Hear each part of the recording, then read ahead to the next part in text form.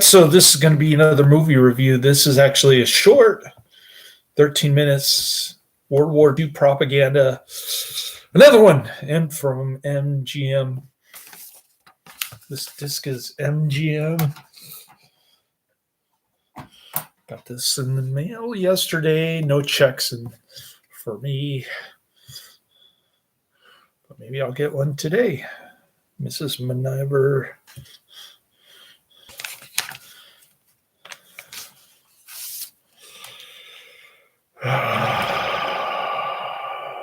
Walter Pigeon.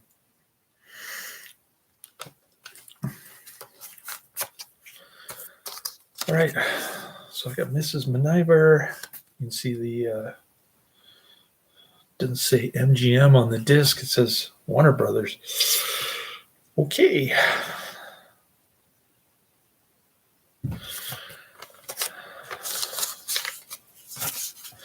This one's 2 hours, 14 minutes. Today's going to be a movie marathon day. Early tomorrow also. My son has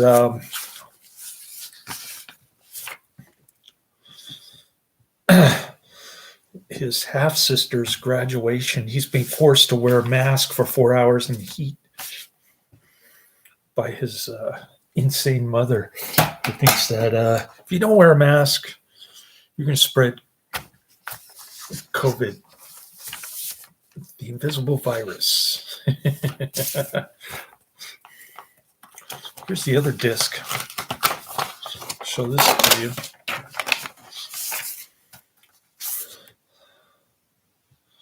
This is Muga El Azam. Pardon my Hebrew. Muga E Azam.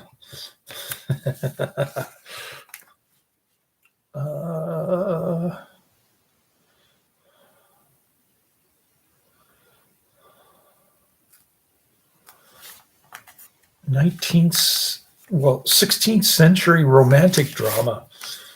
2 hours and 53 minutes. So my goal is to get 5 reviews in before I start work tomorrow. It's going to be difficult because I'm going to be sleeping, taking naps in between. And these movies are long. And I've got to finish up Dick Tracy's G-Men.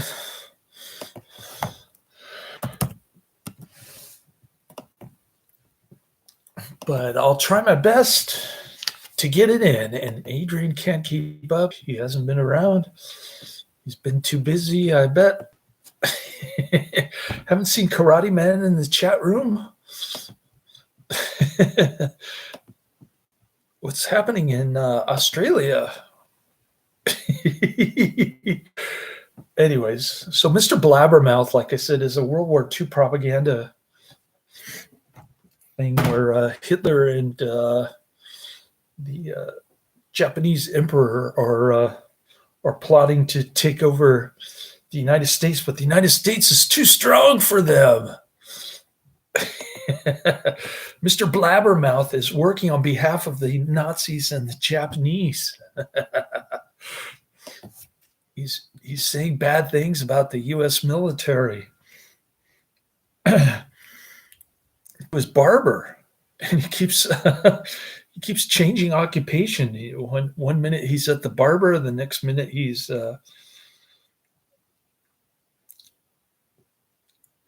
working for some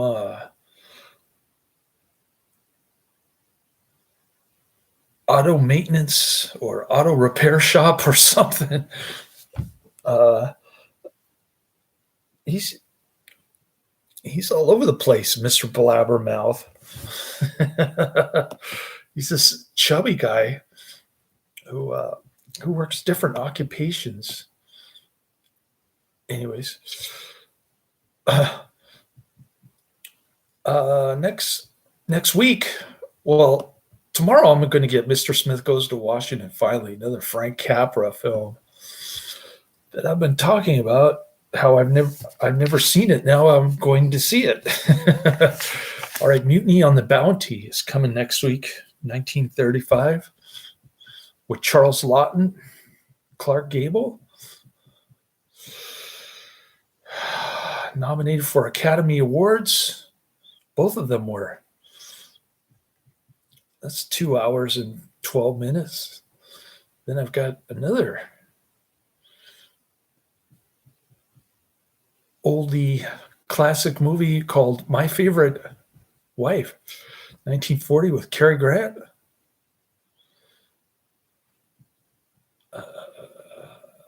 Three Oscar nods. Then I've got an Adrian mention, Tales from the Crypt. I've got season 1 and season 4. So that's what's coming down the pipe for next week. Mr. Blabbermouth, what can I say? Maybe I should look it up on IMDb.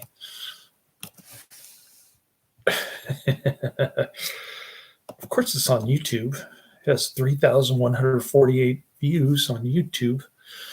And it gets a 5.7 out of 10 on IMDb, 284 ratings. Okay, let's see what we got here.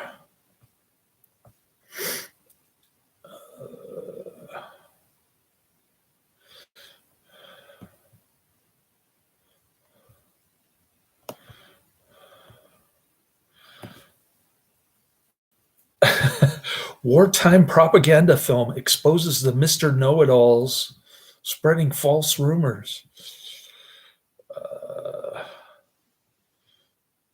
I'm reading a review from IMDb. This short subject is typical of the wartime propaganda films, warning us against believing all the false rumors spread by the Mr. Blabbermouths in society who want to impress others with their know-it-all attitudes and spreading misinformation. Since we all know people like Mr. Blabbermouth, it's easy to accept the idea that common sense must prevail against this sort of thing if we're to be good citizens. World War II was rife with sayings like, loose lips sink ships. Taking a stance against the Mr. Blabbermouths of the world was commonly accepted as the right thing to do. Should have been the wrong thing to do. Based on an editorial that appeared in the Los Angeles Daily News, it begins with a blackout during an air raid alarm and shows how the gossipers talked about it the next day, with some of them spreading false rumors implying the Japanese were better equipped for war since they've been training for it for years. We then see some amusing sequences of Mr. Blabbermouth spreading his own lies and finally getting his comeuppance from the neighborhood barber who knows how to shut him up. Yeah, that was right after the horrible FDR speech, telling people that we have to fight for democracy. Oh my God. He knew that Pearl Harbor was coming, and he calls the Japanese his enemies. They were more like the best thing that ever happened to his presidency. Anyways, along the way, the narrator points out how much better equipped the United States was than Japan in terms of military preparations to fight back against the attack with the wealth of aluminum and steel. Amusing and timely, it's done with a sense of humor, but teaches a good lesson. Yeah, I guess the moral of the story is that this was the last war that the U.S. actually won, and it was not coincidentally, it was the last war that was actually declared by Congress. If I'm not mistaken, I don't think the Korean War was declared by Congress. I could be wrong, but anyways, included as a bonus feature in Warner's Home Video's 2004 DVD release of Mrs. Miniver, 1942. Why does it have the Warner Brothers logo on it? I'm confused. The narrator says, destroy one rumor, though, and 2 more will spring up.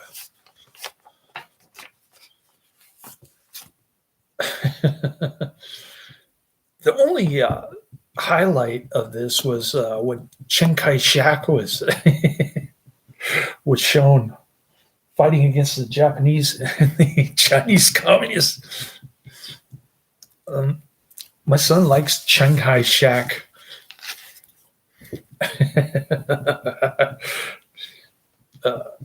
But his half-sister likes Mao Zedong, I think.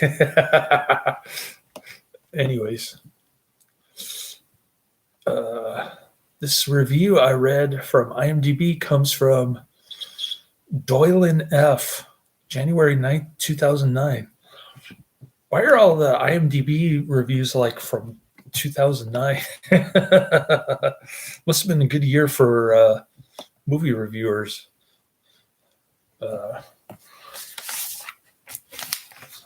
19 minutes long. I stand corrected. I said 13 minutes.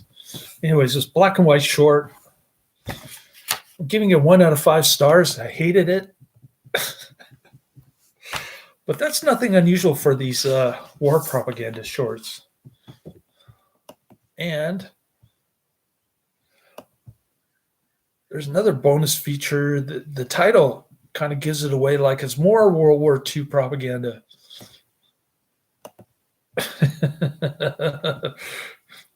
So I'll be reviewing that one. Try to get this Miniver done. This whatever this thing's called. Oh man, can't even remember. Magal-e-Azam. Try to get that one in. And last but not least,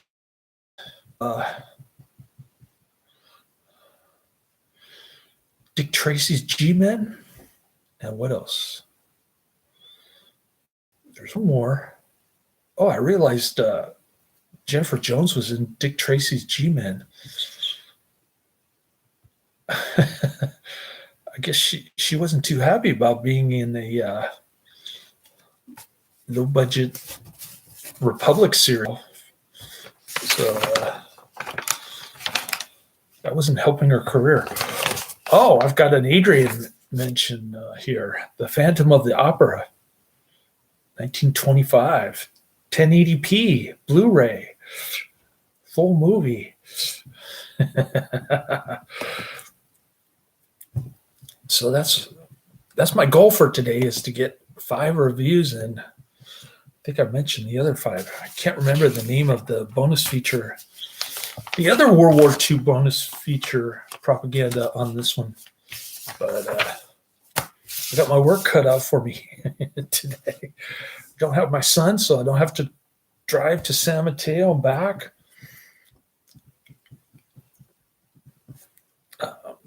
Save money on gas. I've got about $1,700 in my checking account. Hopefully I can get a check for $5.99, pay some bills. Get some May bills paid at the last minute. All right.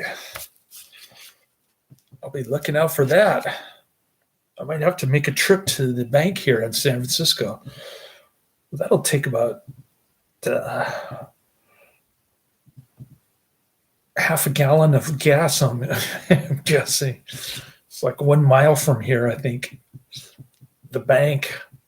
So I might have to do a little driving, but probably 3 miles worth of driving. Not bad. We'll see how it goes later today.